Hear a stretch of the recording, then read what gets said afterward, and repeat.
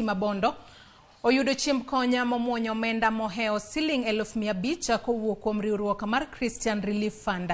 MCA ma North Sakwa Ward Oliver Arika ne oyuoro e chenrono kama ne osingo ni od bura ma Siaya biro riwore lwedo kata biro riwo lwedo bil mano mar Social Protection Fund mar kaonti no mondo okony e kedo gi midhiero mabiro apoya kaka mano mar oro. Jalup ruoth ma sub county ma Ajigo Emily Awimbo bende olero ni tenda kaunti ma Siaya oketo chenro madhi neno ni chiemb konya ochopo ne ji duto e kaunti no.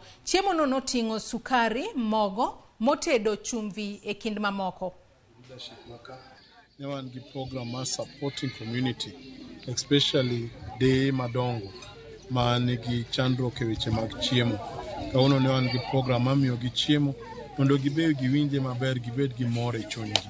Koro kawuono wachiwo mogo, kuon, chapat, mafuta, chumbi, skari mondo gitigo e udi.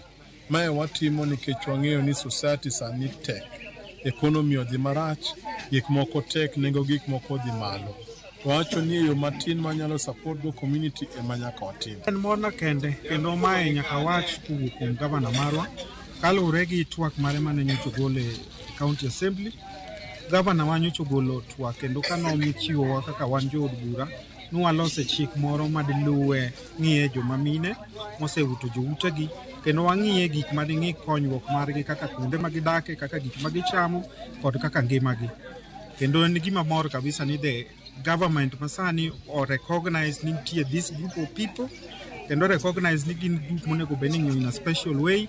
Kendo kaka wan jood bura en gima wadhi dhiro kabisa mondo wa make sure ni subsequent budgets mabiro go gi bende interest go bedo factored in mondo wane ni koro needs gi bende nyalo bedo taken care of kalure gi chike.